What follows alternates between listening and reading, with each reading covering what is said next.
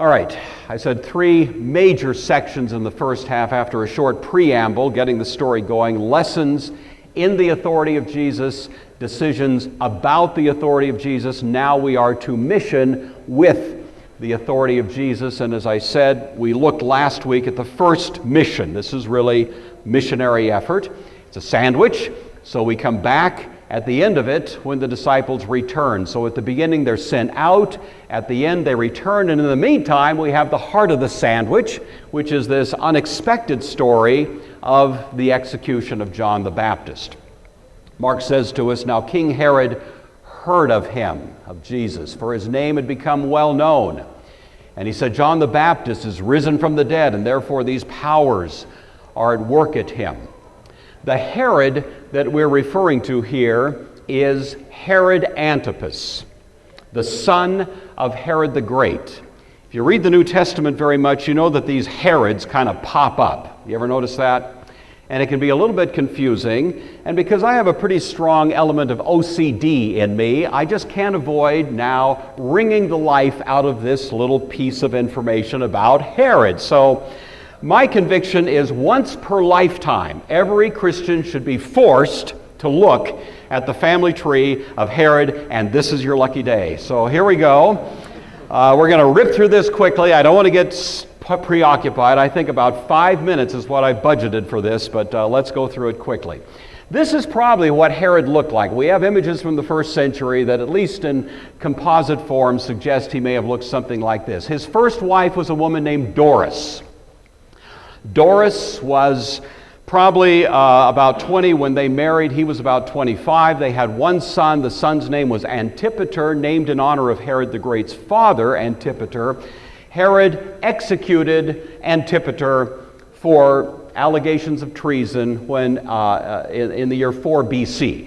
So he doesn't make it into the New Testament narrative. Herod then divorces his first wife because he wants to marry into a prestige family in Israel because he's just been appointed a governor in Galilee. He marries a woman named Miriam, who is part of the de facto royalty, nobility in Israel. She's of the family that dates back to the Maccabean revolt in the 160s BC, and they're the ones that have become now kind of the upper class in Israel. The irony, of course, is that the upper class should have been people like Joseph and Mary. They are the true royalty. They descend from David. They've been pushed to the edges and have become impoverished. Now this kind of usurping quasi-nobility has taken over the upper echelons in Israel's society, and Miriam is a lovely young woman who is married by Herod the Great more or less to ingratiate himself to the Jewish people, because Herod himself is not Jewish. He's Idumean, an Edomite by Old Testament terms. And so he wants the Jewish people to like him. They have 4 kids. First, Alexandros. Alexandros is executed by Herod in 7 BC. Second, Aristobulus. Aristobulus is executed by Herod in 7 BC. That's why Augustus Caesar said, "You're better off being his pig than his son." You know. However, the death of Aristobulus didn't occur until he'd had 2 kids. One is a daughter, get this, her name is Herodias. She is the Herodias in our story. The other is a young man named Agrippa. He's mentioned in the New Testament in Acts chapter 12. This is the story of Agrippa who killed James, and because he saw that it pleased the Jewish people, he arrested Peter and was going to kill him, but Peter was sprung from jail, you recall, by an angel. Remember that? Herod himself, because he would not deflect worship that was being offered to him, was struck by God, and as junior high kids love to hear, eaten by worms. And that's all in the latter part of Acts chapter 12. So that's Agrippa the first. Then we have 2 daughters, Salimcio and Cypros, and they are also part of that family. Well, then Miriam was executed on charges of infidelity. Herod the Great is a little bit like Henry VIII. He just keeps going through these wives, you know, and really, you might say Miriam was the Anne Boleyn of the story. She was probably not at all guilty of the crimes that she was alleged to have committed, but nevertheless, she's killed at 25 years old. 2 daughters. Next is another Miriam, so she's called Miriam II. She was the daughter of the Jewish high priest.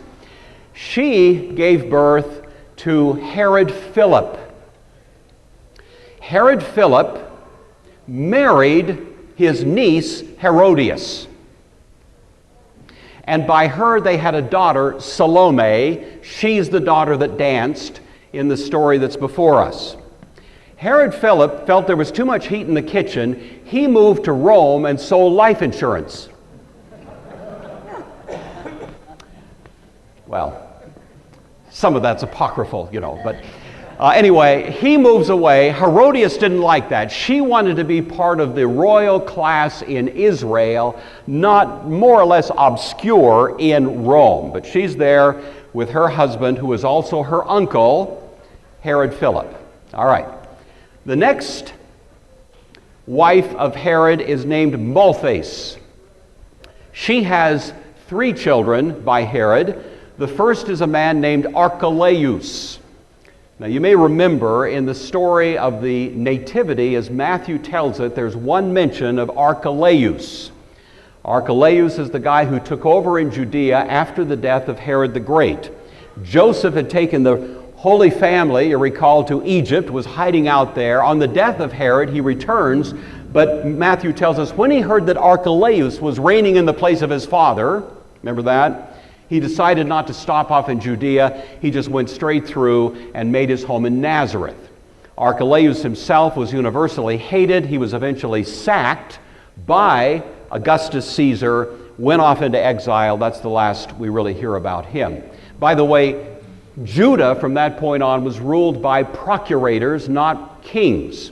One of those procurators was a guy named Pontius Pilate, but he was one of a string of governors who ruled in Judea after the last king, namely Archelaus, was disposed of. The other son that's born here is Herod Antipas. This is the Herod that we hear of in the story we just read.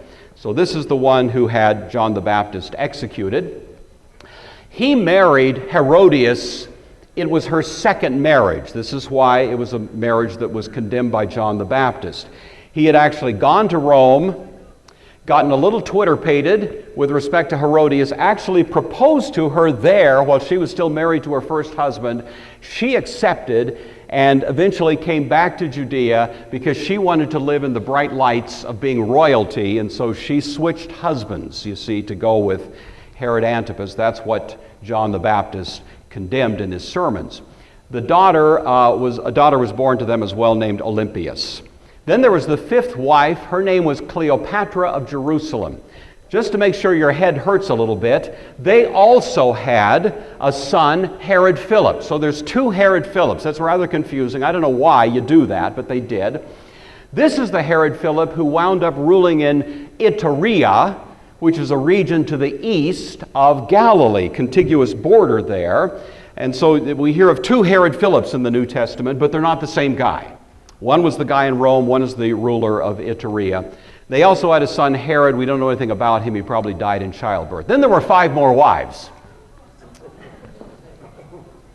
I'm sure they were lovely people, but we don't care much about them. Pallas, Phaedra, Elpis, 2 that are unnamed, one a cousin, one a niece. But anyway, that accounts for all the Herods that we run into in the New Testament, with the exception of Agrippa II, the son of Agrippa I, who was the one before whom Paul appeared during his trial in about the year 60 AD. So there's the story. Well, the Herod that we have before us this morning is Herod Antipas. He was the so-called tetrarch of Galilee and Perea. You know where Galilee is. Perea is kind of an elongated piece of real estate on the east of the Jordan River. It has a contiguous border with Nabatea, which is sometimes called Arabia. It's the northern part of Arabia, really. Antipas, in order to achieve peace with the king of Nabatea, a man by the name of Herodias, married his daughter. So Herod Antipas, his first marriage is to the daughter of this neighboring king, and that's supposed to achieve a peace relationship between them based on marriage. However, 20 years later, he jilted her in order to marry Herodias.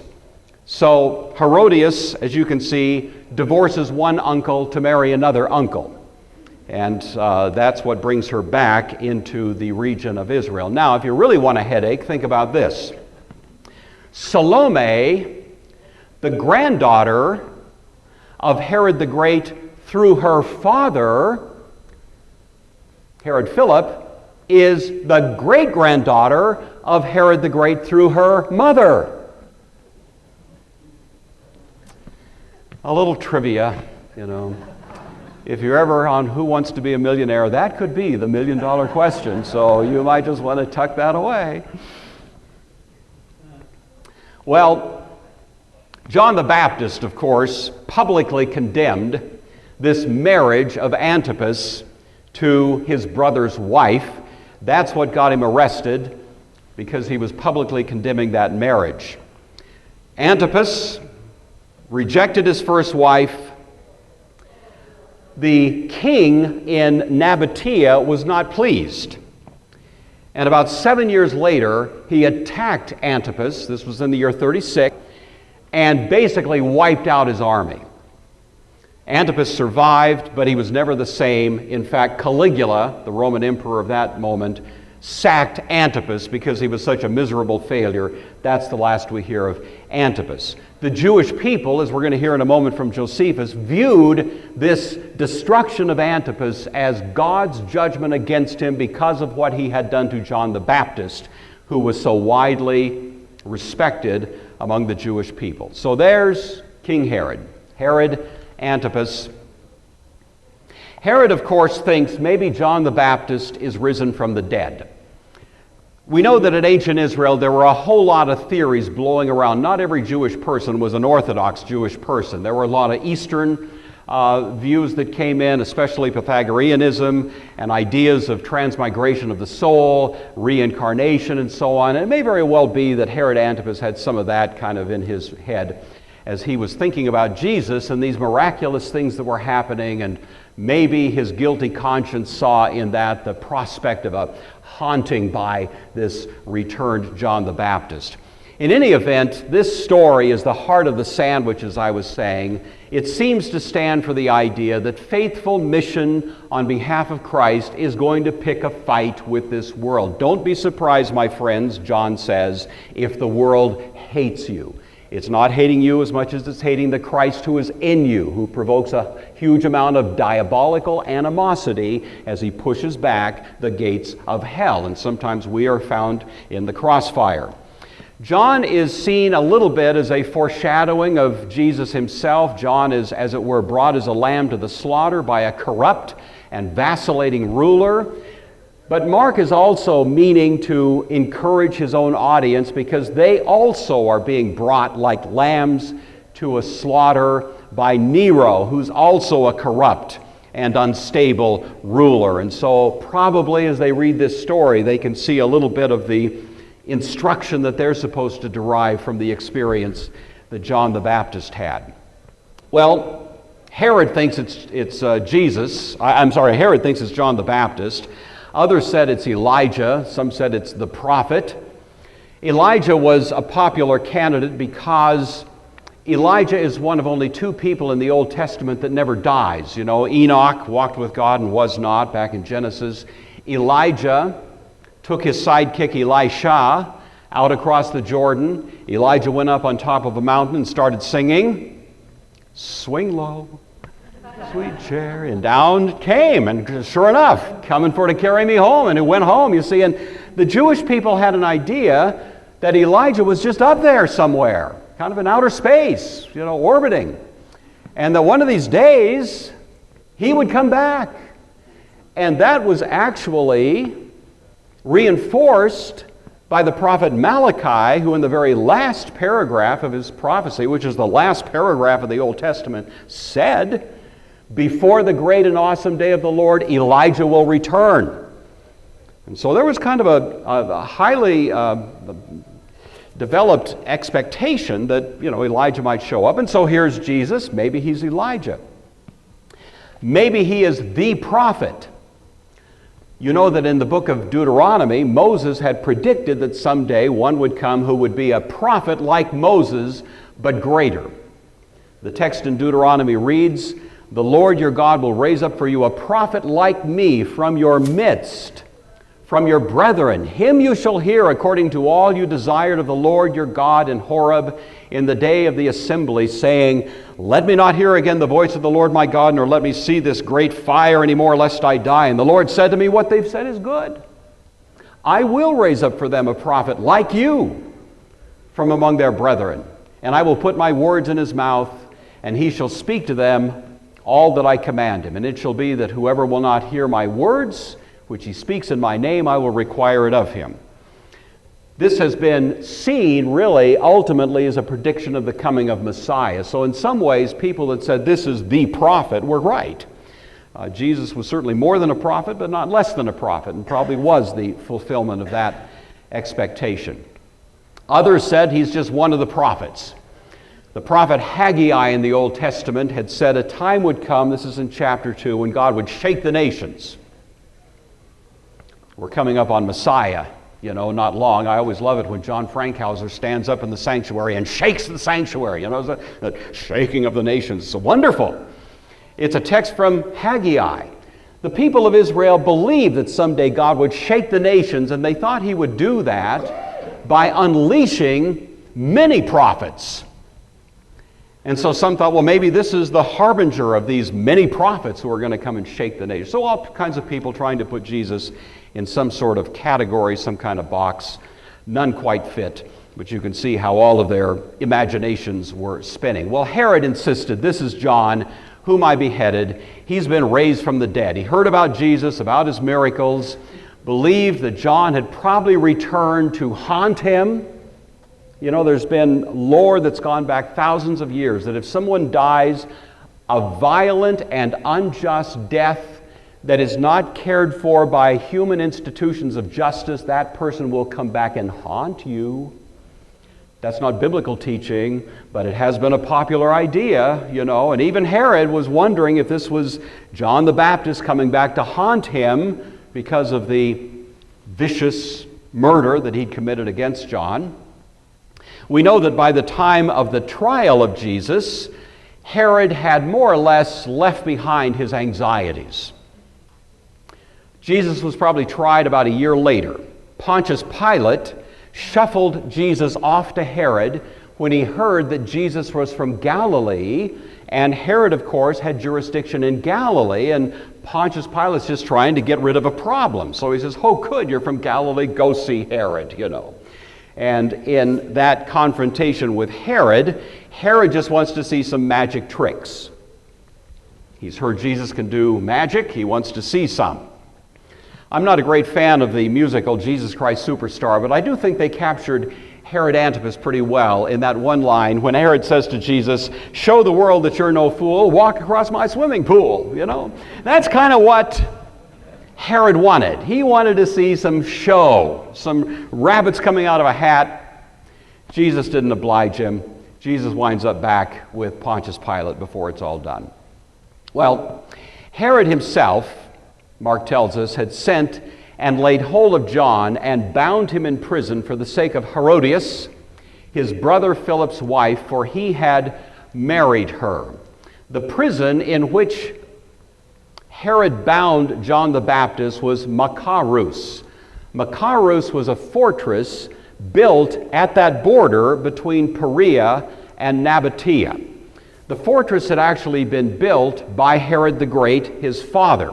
It was a defensive fortress. It was for Herod's protection against any anticipated invasion by the Nabateans, and so it was there, and it was occupied by Herod's own military rule. You can visit to this day. You can take a selfie right there if you want to at the remains of that palace that are still erected there. Well, when Herod the Great died, control of that fortress passed to his son, Herod Antipas. Herod Antipas would rather make love than war, if you're old enough to remember that great line. And so he decided to marry the King Herodias of Nabatea, rather than kind of doing all this saber rattling as his dad had done in that fortress. So the marriage is formulated, and that's the first marriage. However, 20 years later, as we were saying earlier, Herod is traveling through Rome. He proposes to Herodias, his niece, and the wife of his half-brother. She accepts on the condition that Herod Antipas banish his first wife, which he does, and she escapes then exile by fleeing back to Nabatea to the court of her father, and as I was saying earlier, he is not happy. And some years later, he actually attacks Antipas in retaliation for this snub of his family, and especially of his daughter. The historian Josephus, Flavius Josephus, tells us that the destruction of Antipas at the hands of Herodias was viewed by Jewish people commonly as a judgment from God because of what he had done to John the Baptist. Josephus says, quote, "Now some of the Jews thought that the destruction of Herod's army came from God as a just punishment of what Herod had done against John, who was called the Baptist. For Herod had killed this good man who had commanded the Jews to exercise virtue, righteousness towards one another, piety towards God. Many people came in crowds to John the Baptist, for they were greatly moved by his words.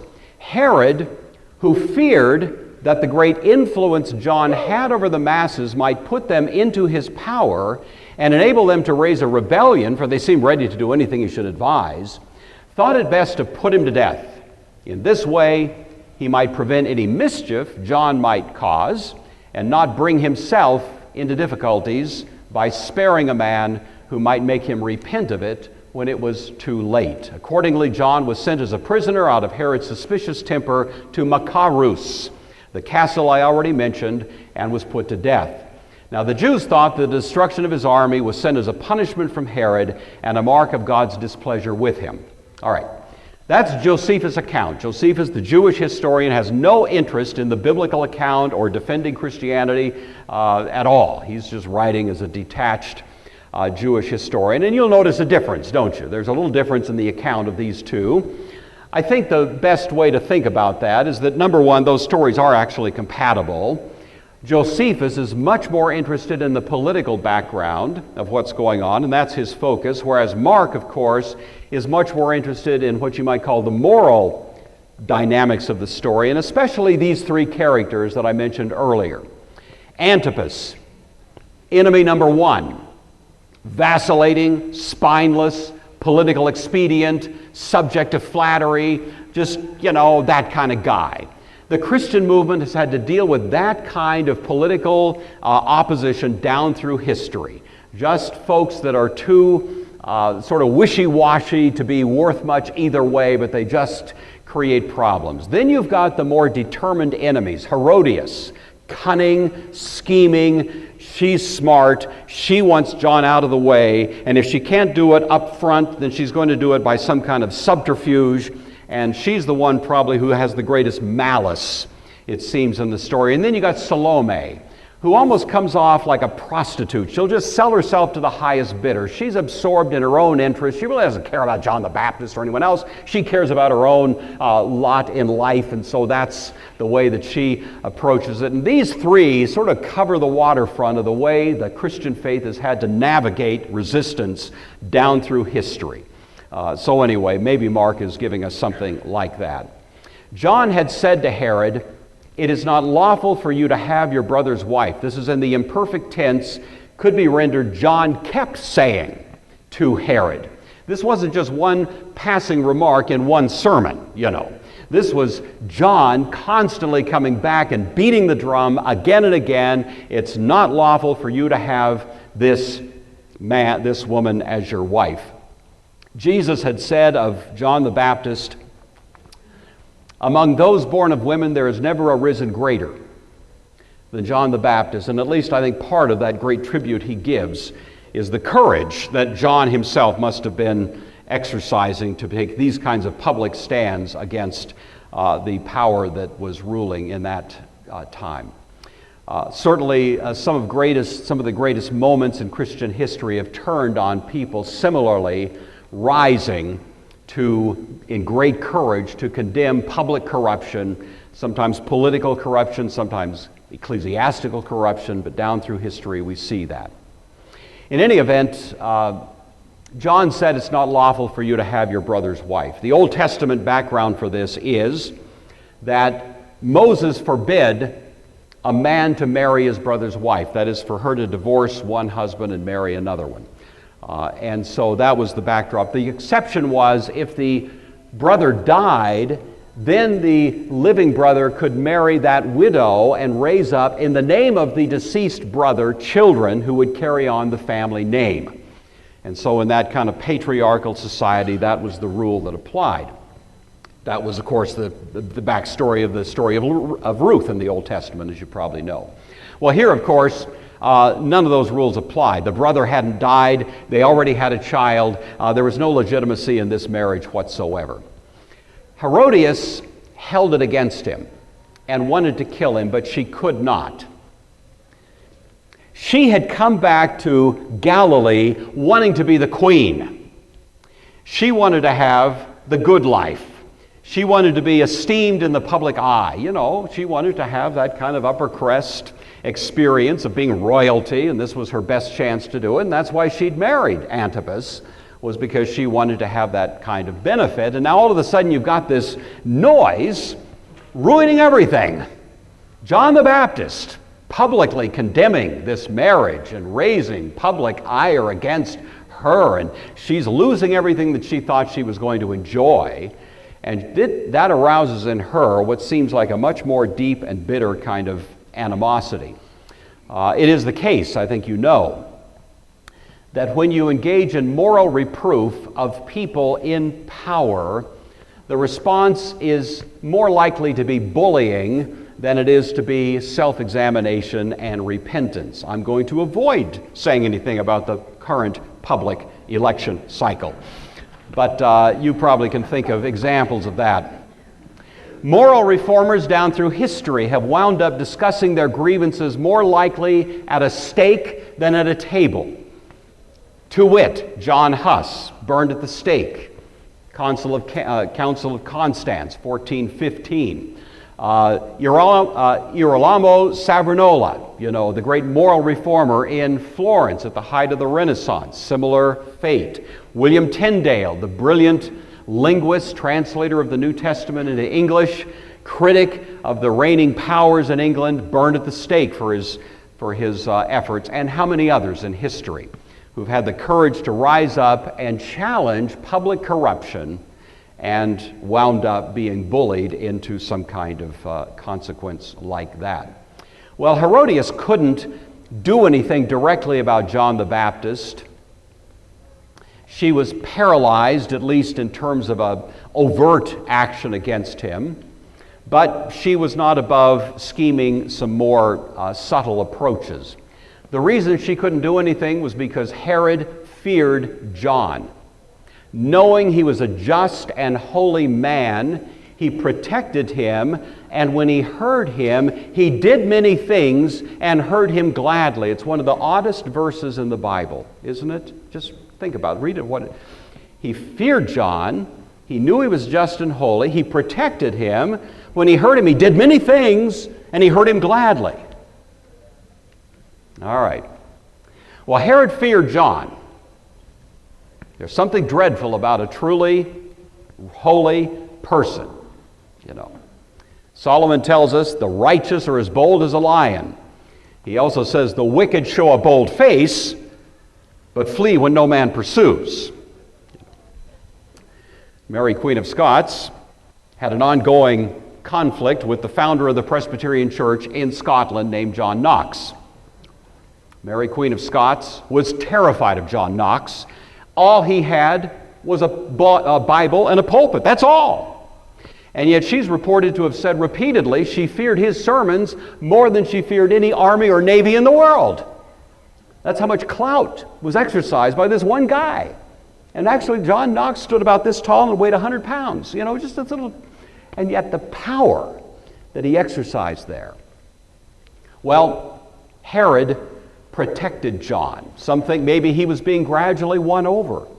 Maybe the sermons of John were actually getting to him. And if that's the case, Herodias saw her position imperiled. In any event, we hear when Herod heard him, one, he did many things. This is the Greek word apore. This is half of your Greek lesson now. This is from the Greek word paruomai, which means to go. It is, however, the negation of the word apore, to not go, but it implies the attempt to go, and out of it derives the notion of just wringing your hands, trying to do the, not going which way to go. What do you do? You're in this state of kind of perplexed anxiety. The lexicon is wonderful. In perplexity, without resources, in straits, left wanting, embarrassed, in doubt, don't know which way to turn. You ever felt that way? That's how Herod Antipas felt in the face of the preaching of John the Baptist. He feared him. He wasn't sure he liked it very much. He wanted to do something, but he didn't know what. He's in this state of just anxious perplexity. Something like Felix with respect to his prisoner, the Apostle Paul. Something like England during the Great Awakening under the preaching of John Wesley, who published a book entitled Thoughts About Slavery that embarrassed the nation to its core because of the widespread slaving operations that were going on around the world. And they thought themselves kind of polite folks, and yet he exposed the ghastly, horrid trade, as he called it, of slaving operations. He exposed in the Industrial Revolution the exploitation of women and children in the mills and the factories and the mines in England. It was all invisible to polite society. And he ripped the mask off of it and left people in a state of perplexity and anxiety and wringing their hands. William Carey did the same thing with the British East India Company when he went to India and found the opportunistic exploitation of the people there who were serving the needs of polite British folks but living in the most unhappy circumstances, more or less under their exploitation. In the 20th century, both Karl Barth and Dietrich Bonhoeffer did the same thing to Europe as they were exposing what was happening in Nazi Germany. And people were perplexed, but they just didn't know what to do about it. I think in America today, we're dealing with something like that. The national disgrace of 60 million abortions since 1973. And a lot of people are wringing their hands, but what do we do about it, you see? And so Herod is kind of in that state of being just tied up in knots. But at the same time, the text says strangely, he heard him gladly. This is the word heidetos. It's the word from which we get the word hedonism. It is an idea of pleasure, but you know the word hedonism doesn't imply deep, rich, joyful pleasure, but kind of a strange, superficial pleasure, right? A hedonic pleasure, that kind of thing. Just between you and me, I don't like roller coasters, you know. I don't know why people ride them. My wife, now don't tell her I mentioned this to you, talked me into getting on some roller coaster. What was that thing called? The Screamer. I only did it because I love her, but it did test me, you know. It's awful, but some people love to be terrified. You know that? Some people go to scary movies because they find a strange pleasure in being scared out of their wits. And that's what this word implies. When Herod heard John preach, it was like going to the worst scary movie you can imagine. His hair stood on end. It was this feeling of a kind of pleasure that comes from just being absolutely horrified and terrified. And so he's perplexed. He doesn't know which way to turn. He's in a state of anxiety, and yet he heard him with pleasure. What a strange package. This is Herod, you know. Well, the same word is used, by the way, later by Mark when he says, the common people heard Jesus gladly. Again, not implying heartfelt faith, but rather just kind of the glad hearing of someone who's kind of giving you something exciting. Jesus' messages about judgment that would come, not one stone would be left upon another, that kind of thing, terrifying them. Paul uses that word. You put up with fools gladly, for you're so wise, he says, dripping with sarcasm. But the gladly there is, again, this kind of hedonistic pleasure. When an opportune day came, Herod on his birthday gave a feast for his nobles, the high officers and the chief men of Galilee. And when Herodias' daughter herself came in and danced, she pleased Herod and those who sat with him. The king said to the girl, "Ask me whatever you want, I'll give it to you." Josephus, by the way, says that in the elite, very wealthy class in Israel, dancing women were common. Seductive dancing. This was part of the culture in the elite class in Israel. So what Mark reports here is not the least bit inconsistent. It may have been a surprise to Antipas when it was his own stepdaughter who came in to do this dance, but nevertheless, that's not totally out of the world of possibility. Antipas was undoubtedly arised at what we might call a puerile level, you know. He was not a man noted for his moral discipline or integrity, and he gives himself to this entertainment, as does everybody who's there. There was one commentator who said, "People will sell their souls in a sorry bargain. As the old adage, the trouble with money is that it costs so much." Well, as this dancing entertainment is finished, he, in a kind of sweeping, more or less over-the-top promises, "Whatever you ask me, I'll give it to you up to half my kingdom." Interestingly, Antipas could not make that offer. He served at the pleasure of Rome. He couldn't give away any of his kingdom without Roman permission. So the offer he makes here was kind of an empty one at that. And so whatever else it represented, it wasn't something that he actually could have made good on. She went out and asked her mother, "What shall I ask?" And she said, "Ask for the head of John the Baptist." The Apostle Paul tells us that children should obey their parents with the caveat, "in the Lord." That is to say, even a child should obey their parents, certainly in every legitimate instruction. That's part of the honoring of the parents that the New Testament and Old Testament enjoin.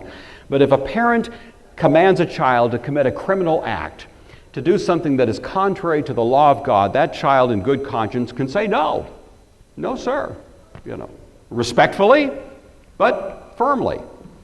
Not many children will do that because of the immense power that a parent can exercise over a child, but the child is certainly within their conscientious rights to do so.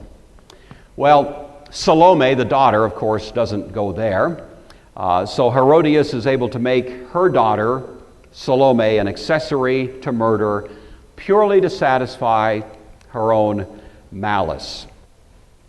The Old Testament says that the sins of the fathers are visited on the third and fourth generation. It doesn't say the third and fourth generation are punished for the sins of the parents. That's not what it says, although it's sometimes translated that way. It says their sins are visited upon them, meaning the paradigm established by the parent is often replicated in the child for generations to come, and the unhappy effects of that are thus visited on those as well, and certainly we have an unhappy example of that here. Immediately she came in with haste to the king and asked, saying, "I want you to give me the head of John the Baptist on a platter." It seems she added that little detail. She wanted the platter. Her mother hadn't said that. The king was exceedingly sorry, yet because of the oaths and because of those who sat with him, he did not want to refuse her. One commentator said he made the vow with merry abandonment, regretted it with anxious dread, adding, "How many stupid things have been done because of oaths and the need for face saving, and guests, that is, playing to the gallery." And of course, Herod walked right into that one.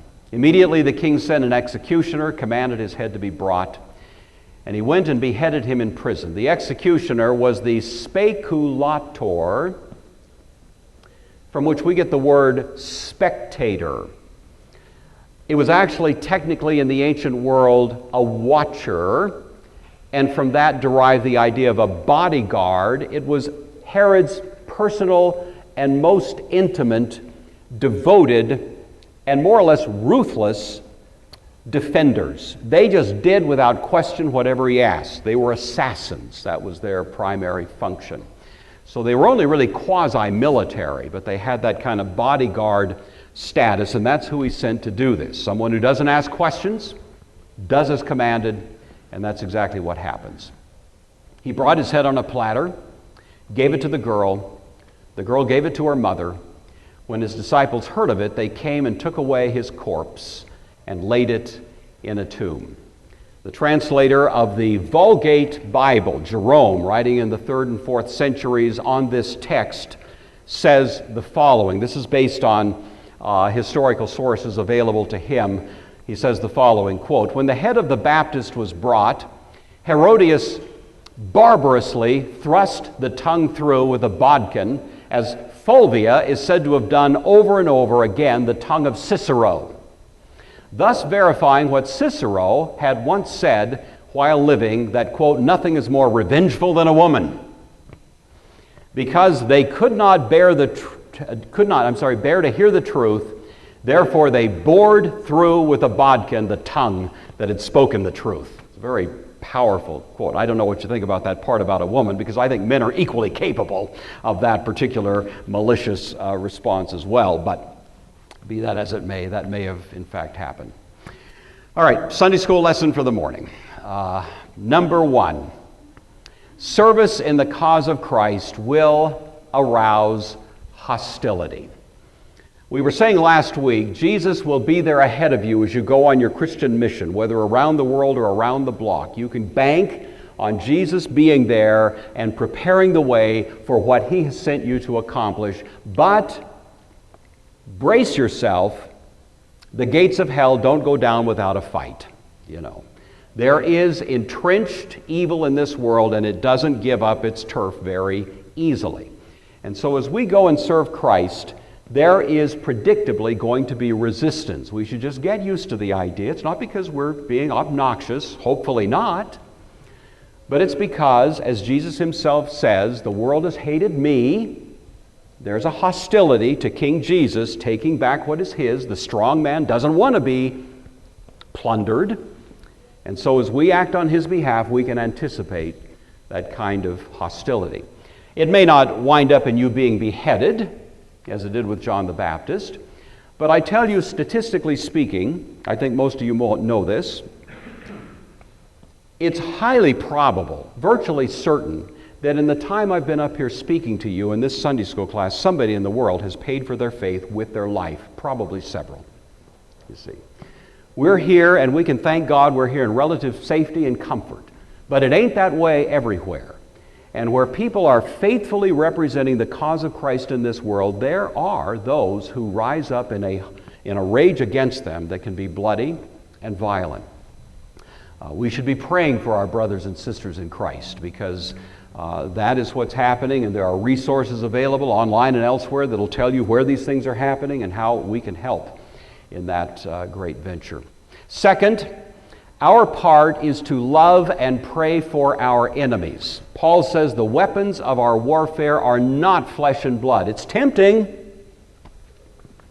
It's tempting to want to represent the cause of Christ with a machete and a machine gun, you know. We like to think about raw power. It's been tried in history, hasn't worked well. Charlemagne did put a sword to people's necks and say, now, tell me one more time, would you like to be baptized? He kind of reduces the options there, and a lot of people were baptized, but we don't know how sincere was their conversion. You know what I'm saying?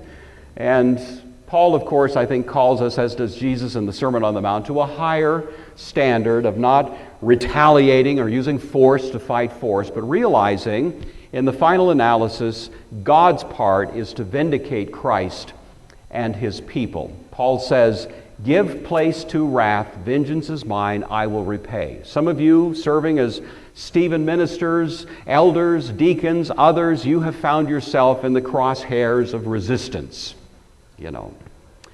And your part is to be as sweet as you can be, sincerely guided by the grace of God, believing that God is the one ultimately who brings about the vindication of his people. It's not up to us, it's up to him.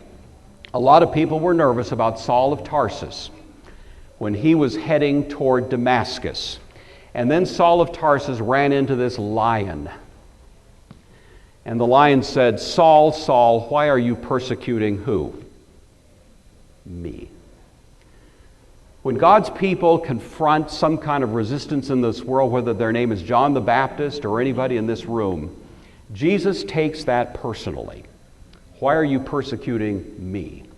And we can rely on the great truth that the God who has orchestrated history has also orchestrated your care and protection in whatever circumstance may come along.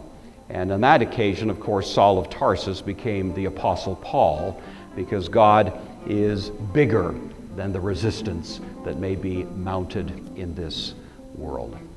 So John the Baptist, the meat of our sandwich this morning. Next week we'll move on to the feeding of the 5,000.